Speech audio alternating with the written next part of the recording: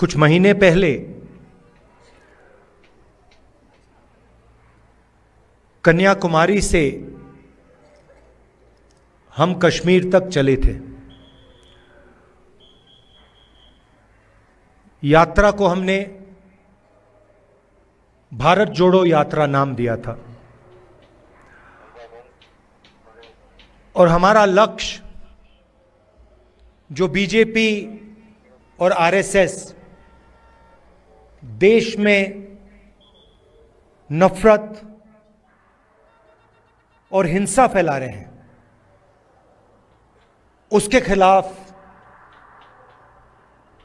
खड़ा होना,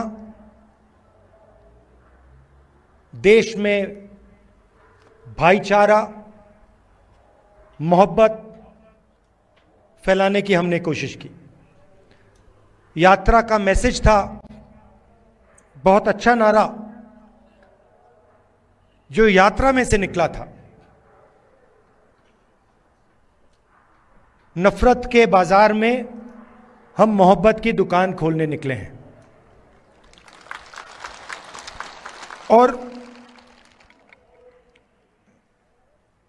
यही आपकी सोच है। पिछले दिनों में अपनी आंखों से मुझे यह देखने को मिला। यात्रा श्रीनगर में नहीं रुकनी थी, यात्रा को लद्दाख में आना था, मगर उस समय सर्दी थी, बर्फ थी और एडमिनिस्ट्रेशन ने हमें मना किया, कहा कि लद्दाख में नहीं जाना चाहिए। तो हमने बात मान ली थी।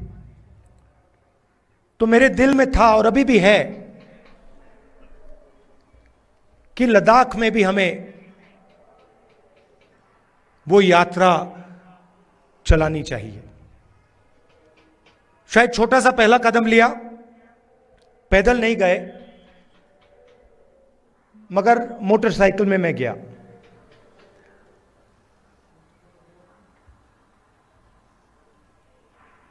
और लद्दाख के कोने कोने में मैं गया, लोगों से बात की, गरीब लोगों से, माताओं बहनों से, युवाओं से, और जो आपके दिल में है उसको समझने की कोशिश की। दूसरे नेता हैं, वो अपनी मन की बात करते हैं। मैंने सोचा मैं आपकी मन की बात सुनूं।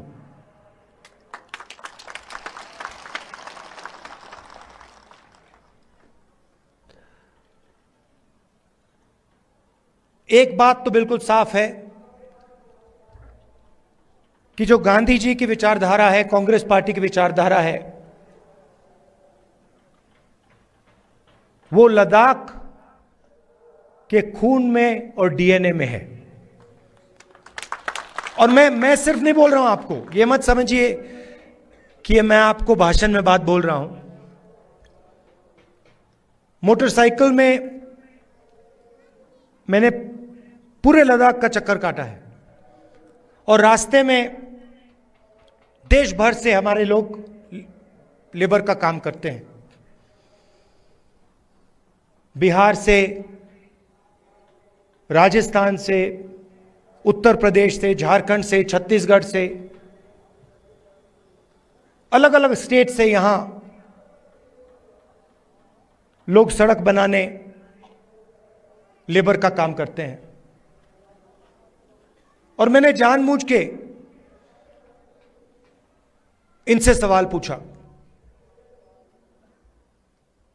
मैंने इनसे पूछा, देखिए आप यहां सर्दी में काम कर रहे हो, यूपी से आए हो, बिहार से आए हो, वहां पे इतनी सर्दी नहीं पड़ती, यहां पे -10-20 हो जाता है, आपको लद्दाख के लोग कैसे लगते हैं? क्या आपको लगता है कि यहां आप अकेले काम कर रहे हो या लद्दाख के लोग आपकी मदद करते हैं, आपको प्यार दिखाते हैं। मैंने उनसे पूछा, और एक से नहीं, अनेक लेबरर्स से मैंने पूछा, और सारे के सारे लेबरर्स ने मुझे बताया कि हम अपने घर से हजारों किलोमीटर दूर हैं, हमारा परिवार यूपी में है, बिहार में है, मगर लद्दाख में हमें ऐसा लगता है कि हमारा दूसरा घर है।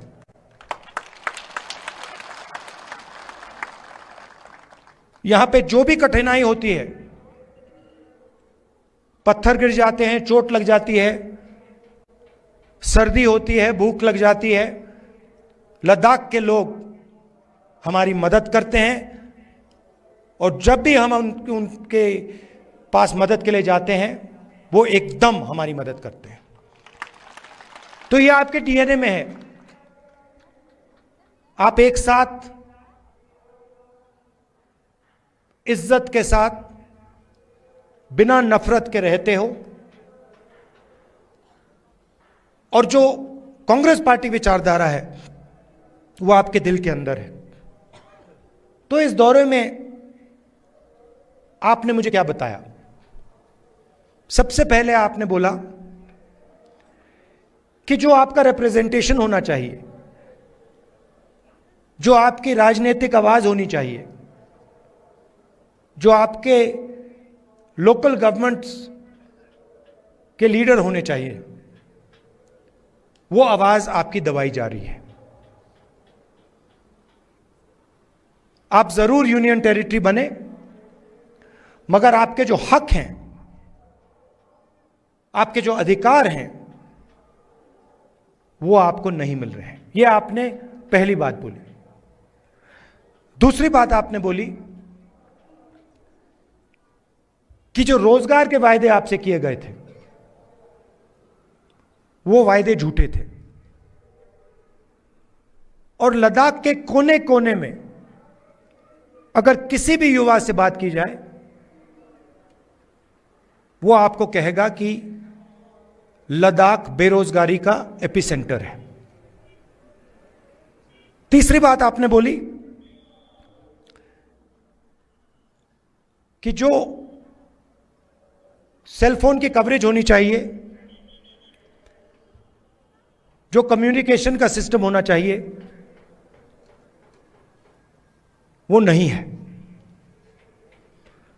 यहां शायद आपने लोकल एयरपोर्ट की भी बात की कि यहां पे आपका एयरपोर्ट है मगर हवाई जहाज नहीं आता है। तो मैंने आपकी बात सुनने की कोशिश की, और कांग्रेस पार्टी आपके साथ खड़ी है, और आपकी जो स्ट्रगल है, चाहे वो आपकी जमीन का मामला हो, चाहे वो रोजगार का मामला हो, चाहे वो आपका जो कल्चर है, आपकी जो भाषाएं हैं, उसकी रक्षा करने की बात हो, हम आपके साथ एक साथ खड़े हैं।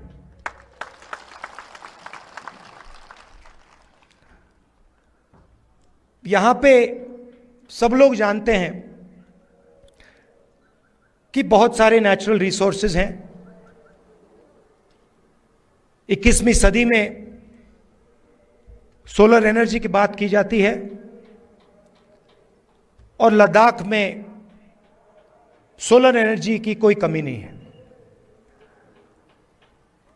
बीजेपी के लोग ये जानते हैं, समझते हैं कि अगर आपको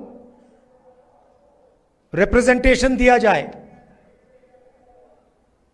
तो फिर वो आपसे आपकी जमीन नहीं छीन पाएगी।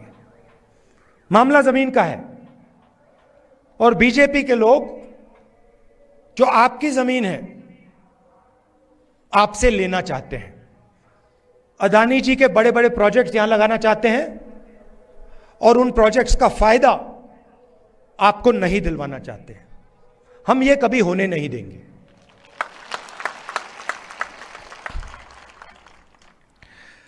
कांग्रेस पार्टी ने जो ले की एपेक्स बॉडी है,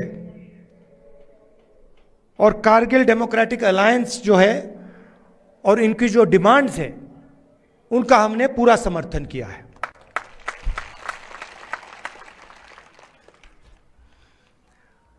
आखिरी बात मैं आपसे कहना चाहता हूं, लद्दाख एक स्ट्रेटेजिक जगह है